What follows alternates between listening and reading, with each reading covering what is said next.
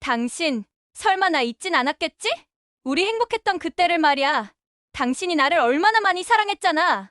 아니, 난 모두 잊었어. 너가 날 버린 그 순간, 내가 거리에 노숙자로 떠돌던 그 순간, 그때 이미 난 과거를 모두 지워버렸어. 난 지금 너무 어려워.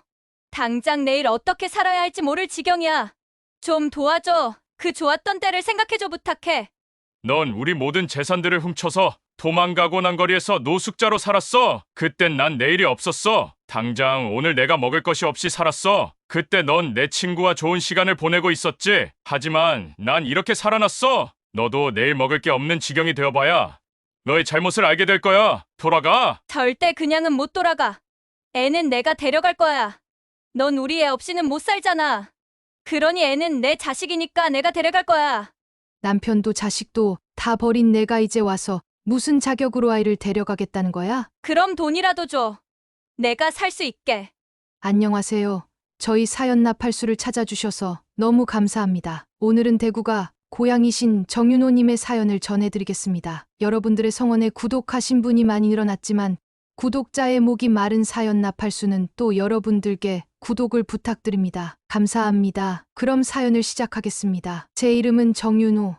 올해 44살입니다. 대구의 오래된 주택가, 이른바 달동네라 불리는 곳에서 태어나 자랐습니다. 아버지는 미장공이셨고 어머니는 파지를 주어 생계를 이어가셨습니다. 그렇게 가난했지만 저희 부모님은 억척스러울 만큼 부지런했습니다. 아버지는 손에 굳은 살이 박힐 때까지 일했고 어머니는 새벽마다 시장을 돌며 빈 상자를 주어 저를 대학까지 보내주셨습니다. 그런 부모님 밑에서 자란 저는 뭐든 참고 아끼고 버텨야 한다는 삶의 방식이 몸에 배어 있었습니다. 그래서인지 제 성격은 조금 둔하고 말수도 적은 편입니다. 그런 저에게 밝고 야무지고 사회성 좋은 여자는 넘볼 수 없는 세상 사람이었습니다. 그런데 바로 그런 여자가 제게 먼저 말을 걸어왔습니다. 그녀의 이름은 박선영. 서울 태생에 집안도 제법 괜찮은 편이었습니다. 아버지는 시청 공무원 퇴직자, 어머니는 피아노 학원을 하신다고 들었습니다. 말투는 단정했고 표정엔 여유가 있었으며 무엇보다도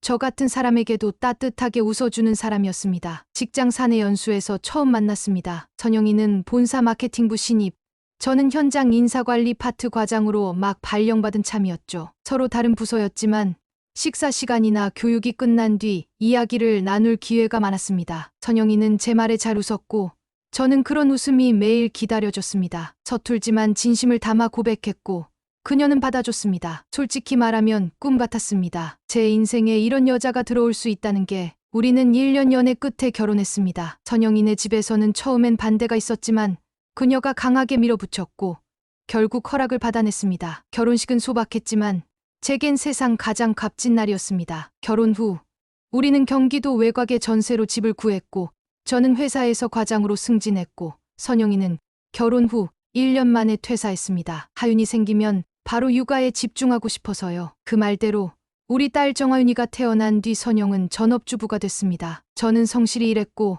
월급은 매달 꼬박꼬박 들어왔습니다. 생활비, 학원비, 보험료, 적금까지 빠짐없이 챙겼습니다. 그렇게 9년이 흘렀습니다. 그 사이 아내에겐 특별한 루틴이 생겼습니다. 매주 수요일 혼자 산에 다녀오는 일이었습니다. 사람 많은 데 말고 조용한 산책로 있어. 거기 걷고 오면 마음이 맑아져. 저는 그렇게 말하는 아내를 믿었습니다. 그렇게 꾸준히 다녀오고 돌아와선 늘 환하게 웃던 아내. 저는 그 웃음을 사랑했고 그 평온함이 우리 가정의 증거라고 믿었습니다. 그러던 어느 날 퇴근길에 들른 은행에서 저는 그 믿음이 얼마나 허무했는지를 알게 됐습니다. 매달 넣어두던 적금 계좌, 3년째 꼬박꼬박 빠져나가던 자동이체, 그 잔액이 영원이었습니다. 남은 건 해지된 이력 하나뿐이었습니다. 순간 심장이 내려앉는 기분이 들었습니다. 분명 저는 건드리지 않았습니다. 카드값도 줄였고 술자리는 거의 없었고 생활은 늘 검소했습니다. 그 돈 어디 갔지?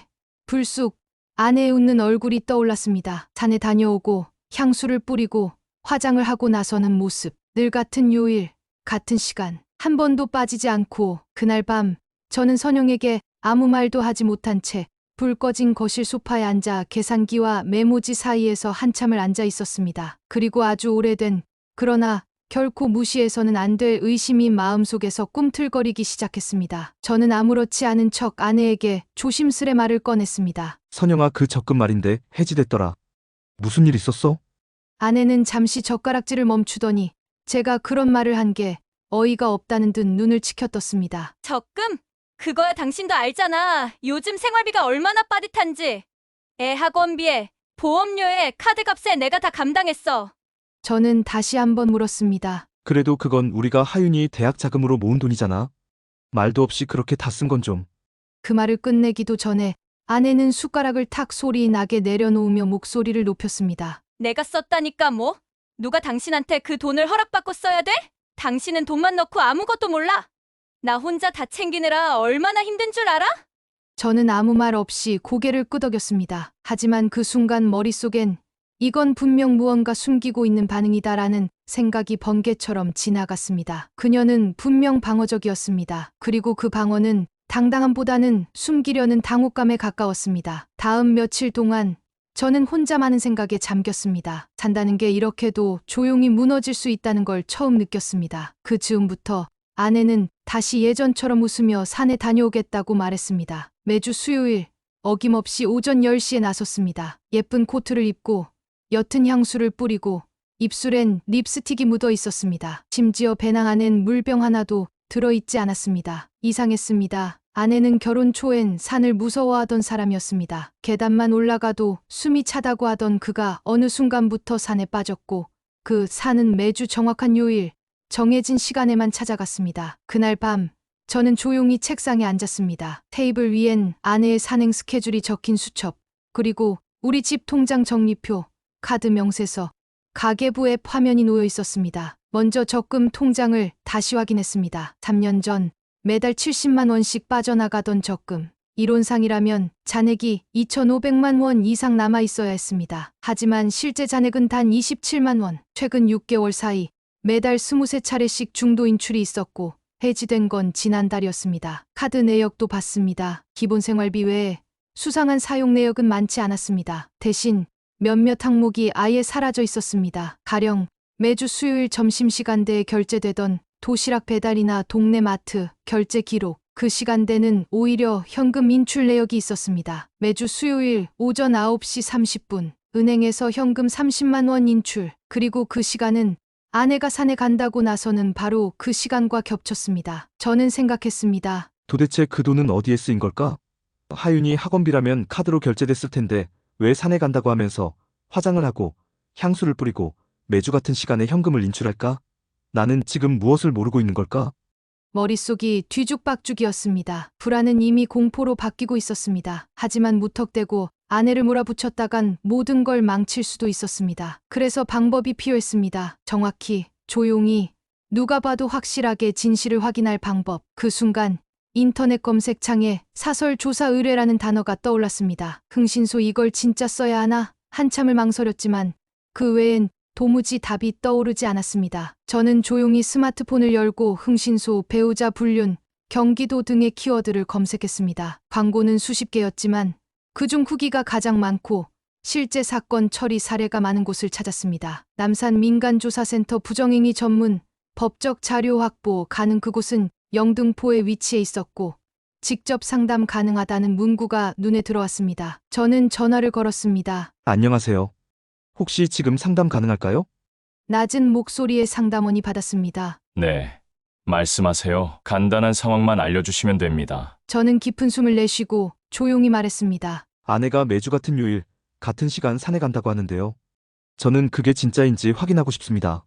그 말을 내뱉은 순간 저는 스스로가 상처받을 준비가 되어 있는 사람이라는 걸 깨달았습니다. 그 어떤 진실이 오더라도 이제는 외면할 수 없었습니다. 일주일이 지났습니다. 조사센터에서 연락이 왔습니다. 차량에 추적 앱을 장착하고 아내가 현재 있는 위치에서 대기 중이라는 말을 듣고 조사센터에서 알려준 위치를 달려갔습니다. 10시 32분, 그녀는 지금 산 근처가 아닌 경기도 가평군 외딴 펜션 근처에 있었습니다. 그 펜션의 이름은 소나무와 달빛. 처음 들어보는 이름이었습니다. 검색해보니 일반 숙박 앱에도 등록되지 않은 무인 셀프 체크인 펜션이었습니다. 예약은 오직 블로그나 단체 채팅을 통해서만 가능했고 주소도 공개되어 있지 않았습니다. 조사원은 말했습니다. 여기 일반인은 잘 모릅니다. 단골 아니면 못 찾는 데예요. 저는 차를 몰고 조심스럽게 그곳으로 향했습니다. 펜션은 깊은 산속, 마을과 떨어진 곳에 있었습니다. 좁은 비포장도로를 따라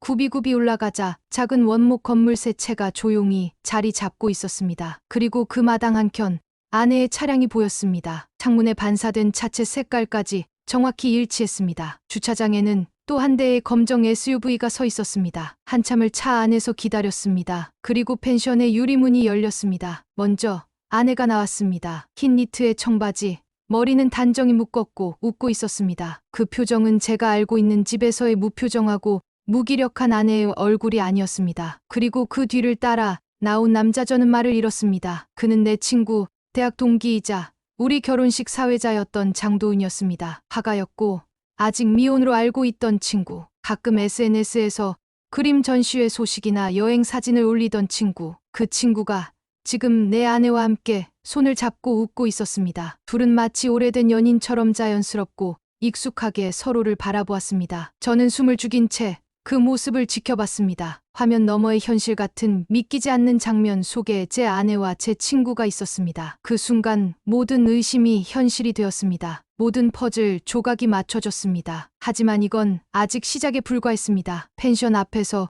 그 모습을 보고 돌아오는 길, 저는 아무 생각도 나지 않았습니다. 그동안 나를 향한 아내의 무관심, 매달 사라진 돈, 무너진 적금과 조용한 산행, 모든 게 하나로 연결되었습니다. 저는 아내에게 아무 말도 하지 않았습니다. 일단 증거를 더 모으자. 무조건 들이대면 되레 당할 수도 있다. 저는 냉정하게 행동해야 한다고 스스로를 달랬습니다. 하지만 그 다음 수요일 저는 퇴근하고 집에 돌아왔다가 또 다른 충격을 마주했습니다. 집 안이 비어 있었습니다. 거실엔 텅 빈 장판만 남았고 소파도, 장롱도, TV도, 심지어 딸아이의 책상과 인형까지 사라져 있었습니다. 식탁 위엔 종이 한 장이 덩그러니 놓여 있었습니다. 당신은 나를 끝까지 의심했지.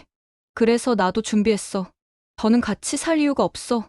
단 한 줄, 그뿐이었습니다. 휴대폰은 꺼져 있었고 아이와 아이의 물건들, 그리고 큰 가구만 있고 아내가 사용하던 모든 물품들도 없었습니다. 은행 앱에 들어가 보니 제 명의로 남아있던 예금 계좌는 모두 출금 처리되어 있었습니다. 하윤이 앞으로 들어갔던 교육비 통장도 정리된 상태였습니다. 심지어 집의 전세 보증금까지도 임대차 계약 해지로 이미 반환이 완료된 상태였습니다. 며칠 뒤 낯선 남자가 문 앞에 찾아왔습니다. 정장 차림의 서류를 들고 굳은 표정으로 말했습니다. 여기 이제 비워주셔야죠. 계약 끝난 지 3일 지났습니다. 저는 벙찐 얼굴로 물었습니다. 누구신데요? 이 집 새로 계약한 임차인입니다. 전 주세입자분이 부동산 통해 명도 정리까지 다 맡기고 가셨어요. 혹시 아직 모르고 계신 겁니까? 심장이 철렁 내려앉았습니다. 아내는 이미 모든 것을 정리하고 흔적도 없이 사라진 것이었습니다. 그날 밤 저는 겨우겨우 형님에게 전화를 걸어 딸 하윤이를 잠시만 맡아달라고 부탁드렸습니다. 형님은 아무 말 없이 알겠다고 하셨고 저는 캐리어 하나 끌고 회사 근처에 싼 원룸을 얻었습니다. 변호사를 찾았지만 이미 아내는 부부간 폭행과 의처증으로 인한 긴급 피난이라는 명목으로 법원에 접근 금지 신청을 해둔 상태였습니다. 그녀는 진실을 말하지 않았습니다. 대신 모든 법적 칼날을 나에게 향하게 준비해둔 것이었습니다. 모든 것을 빼앗겼습니다. 가정, 돈, 아이, 집, 직장. 이제 남은 건 혼자 싸워야 하는 전쟁뿐이었습니다. 아내가 사라지고 나서 제 삶은 눈 깜짝할 사이에 무너져 내렸습니다. 법정에 처음 서게 된 날, 저는 그저 사실을 확인하고 싶다는 마음이었습니다. 하지만 현실은 달랐습니다. 법정에 나온 아내는 검정 블라우스를 입고 조용히 눈물을 흘렸습니다. 그리고 떨리는 목소리로 말했습니다. 저는 남편에게 수년간 감정적, 신체적으로 학대를 당했습니다. 저 사람은 늘 의심이 많고 매일 제 휴대폰을 뒤지고 산에 다녀오는 것조차 남자를 만났냐고 따졌습니다.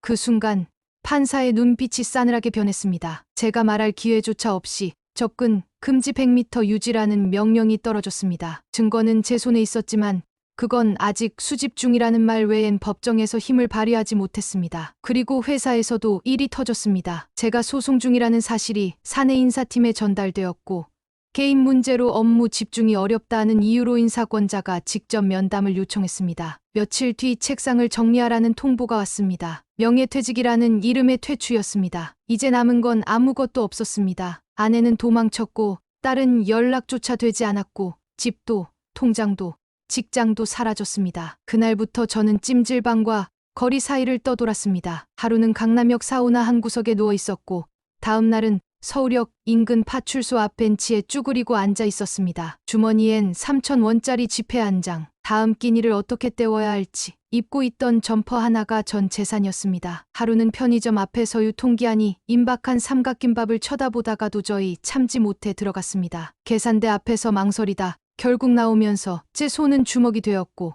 입술은 피가 날 정도로 깨물려 있었습니다. 그렇게 살았습니다. 존재감 없는 그림자처럼 낮에는 흘러가고 밤에는 사라졌습니다. 그런 날이 계속되던 어느 날, 서울역 인근 공중전화 박스 앞에서 바람에 나부끼던 전단지 한 장이 제 발에 밟혔습니다. 공장식 식당 조리보조 및 배식 인원 모집 숙식 제공, 초보 가능. 너무 낡고 구겨진 종이었지만 그 문장은 제게 말 걸어오는 듯했습니다. 저는 손에 땀을 쥐고 공중전화 수화기를 들었습니다. 그리고 떨리는 목소리로 말했습니다. 혹시 그 일자리 아직 가능합니까?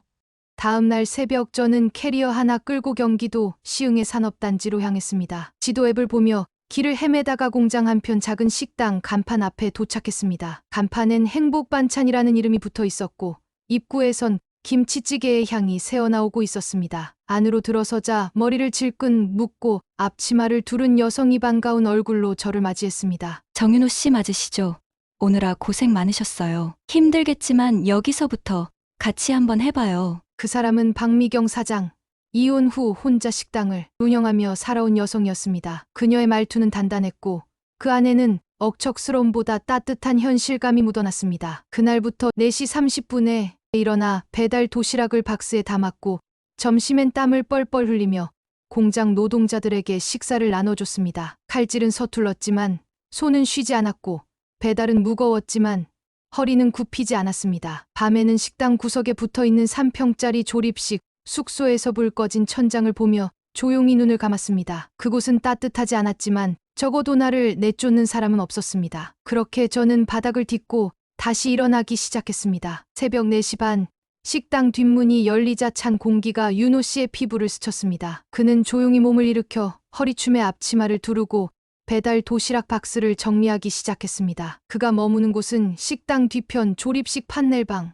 문 하나, 전기장판 하나, 하지만 누구에게도 폐를 끼치지 않고 하루를 보낼 수 있다는 것만으로도 그는 감사했습니다. 그렇게 갈 곳도 없고 있을 곳도 없던 윤호는 잠잘 곳과 일할 곳이 생겼다는 것께 너무나 감사하고 그 감사하는 마음을 열심히 일하는 것을 갚았습니다. 식당 바닥을 빗자루로 쓸고 걸레로 닦고 하였습니다. 그리고 식탁도 늘 깨끗하게 닦았습니다. 그렇게 1년이 지나자 그 모습을 조용히 바라보는 사람이 있었습니다. 식당 사장 박미경 씨. 그녀는 말은 없었지만 마음은 흔들리고 있었습니다. 한편으로는 안타까운 마음으로 또 다른 한편으로는 연민의 마음이 싹 터기 시작하였습니다. 언제나 그보다 먼저 국물을 끓이고 그보다 먼저 도시락에 김치를 나눠 담았습니다. 윤호 씨는 그녀가 건넨 따뜻한 보리차를 받아들며 작게 고개를 숙였습니다. 감사합니다.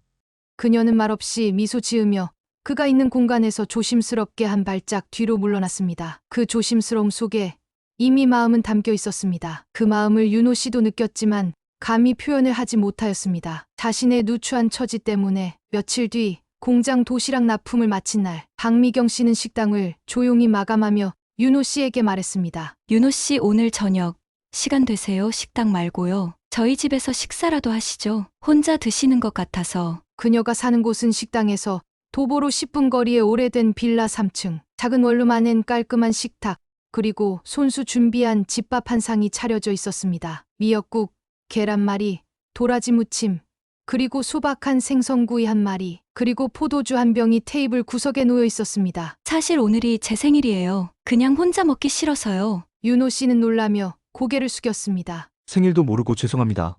아니에요. 알아봐 주신 것만으로도 감사해요. 둘은 조용히 숟가락을 들었고 식사가 끝난 후 포도주를 따르며 잔을 맞댔습니다. 건배는 그냥 살아줘서 고맙다는 걸로 해요. 그 말 참 좋네요. 그렇게 잔을 부딪힌 후 둘 사이엔 따뜻한 침묵이 흘렀습니다. 잠시 후 박미경 씨가 조용히 입을 열었습니다. 윤호 씨 전 당신을 마음에 두고 있었습니다. 윤호 씨는 조용히 고개를 들었습니다. 그녀는 눈을 피하지 않고 말을 이었습니다. 저 외로운 사람이에요. 혼자 밥 차리고, 혼자 일하고, 혼자 자고 그래도 살겠지 하며 버텨왔는데 당신이 어느 날부터 제 일상에 들어오고 나서부터 식당이 덜 외로워졌어요. 그게 참 고맙고 따뜻했어요. 그녀는 잔을 내려놓으며 속삭였습니다. 저 당신이 저를 많이 아껴주고 계신다는 것도 느끼고 있었습니다. 하지만 제 상황이 이런데 누굴 좋아해도 되는지 망설였어요. 그래서 마음을 그냥 아껴두고 있었어요. 그 말을 듣는 순간 윤호 씨는 조용히 자리에서 일어나 그녀 앞에 무릎을 꿇고 양손으로 그녀의 손을 가만히 감쌌습니다. 그리고 말없이 그녀를 품에 안았습니다. 그녀는 눈을 감고 그의 가슴에 머리를 기대었습니다. 그의 입에서 조용한 고백이 흘러나왔습니다. 사랑합니다. 고맙습니다. 저 같은 사람을 사랑해주셔서. 그녀는 말없이 그 품속에서 천천히 고개를 끄덕였습니다. 다음 날 아침 햇살이 창문 틈 사이로 스며들었고 부엌에선 다시 미역국 냄새가 풍겼습니다. 식탁에 앉아 따뜻한 밥을 먹으며 박미경 씨는 조용히 말했습니다. 우리 이제 함께 살아요. 이 식당 같이 꾸려가요. 윤호 씨는 눈가가 젖은 채 고개를 숙이며 말했습니다. 네. 앞으론 당신 곁을 지키며 하루하루 보답하겠습니다. 그날 오후 식당 문을 열기 전 박미경 씨는 종업원들을 불러 조용히 말했습니다. 여러분, 앞으로 이 식당은 정윤호 씨와 함께 운영할 겁니다. 이분은 제 남편입니다. 함께 살아가기로 했어요. 모두가 놀란 눈으로 바라보다 곧 박수를 치기 시작했습니다. 우와, 사장님. 축하드려요. 잘 어울리세요. 정말. 윤호 씨는 고개를 숙이며 인사했습니다. 부끄럽지만 앞으로 잘 부탁드립니다. 그날 이후 윤호 씨는 더 이상 식당 배달 직원이 아니었습니다. 그는 계약을 따내고 노후된 시설을 손보며 가게 전단지를 손수 디자인하고 직원들의 복지까지 챙겼습니다. 누구보다 부지런했고 누구보다 진심이었기에 사람들은 그들을 멋진 부부라고 불렀습니다. 윤호 씨는 새벽 4시에 늘 식당 문을 열었습니다. 새벽 공기에 맞서는 듯 식당 안엔 김칫국 냄새가 피어올랐습니다. 주방에선 미경 씨가 조용히 배추를 절이고 있었고 윤호 씨는 도시락 스티커를 붙이며 말했습니다. 오늘은 김치볶음밥에 삶은 달걀 넣죠. 좋아요. 포장지에 기력 회복 세트라고 써보면 어때요? 그들의 작은 아이디어는 빠르게 퍼졌습니다. 낡은 냉장고, 낡은 주방 기구, 좁은 공간. 하지만 그들의 음식에는 진심이 담겨 있었고 그 진심은 고객에게도 전해졌습니다. 윤호 씨는 하루하루 납품처를 뛰었습니다. 소규모 공장에서 시작해 동네 병원, 학교까지 문을 두드렸고 자신의 명함 뒤에는 손으로 쓴 글귀를 남겼습니다. 따뜻한 밥이 하루를 바꿉니다. 어느 날 구청 위탁식당 공고를 발견한 윤호 씨는 망설임 없이 신청했습니다. 사업계획서를 밤새 작성하고 직원들과 함께 연습한 도시락 시식회에서 그들은 만장일치로 가장 믿을 수 있는 팀이라는 평가를 받았습니다. 그렇게 시작된 첫 번째 위탁식당 운영. 윤호 씨는 직원들 유니폼을 새로 맞추고 식판부터 동선까지 꼼꼼히 설계했습니다. 첫날 구청장과 직원들이 식사를 마친 뒤 남긴 한마디. 밥이 이렇게 맛있는데 우리가 더 열심히 일해야겠네요. 불과 1년 만에 그들의 식당은 세계의 위탁 사업장을 운영하는 중소기업으로 성장했습니다. 거래처는 20곳이 넘었고 직원도 5명에서 23명으로 늘었습니다. 미경 씨는 인사와 재무를 맡고 윤호 씨는 현장 총괄과 영업, 품질을 책임졌습니다. 사람들은 이 부부를 가리켜 음식으로 다시 일어난 사람들이라 불렀습니다. 그러던 어느 날 오후 점심 배달을 마치고 돌아온 윤호 씨 앞에 낡은 외투를 입은 여자가 서 있었습니다. 화장기 없는 얼굴, 바랜 운동화, 그리고 낯익은 눈빛. 오랜만이네, 윤호 씨. 바로 전처였습니다. 그녀는 울먹이며 말했습니다. 당신 설마 나 잊진 않았겠지? 우리 행복했던 그때를 말이야.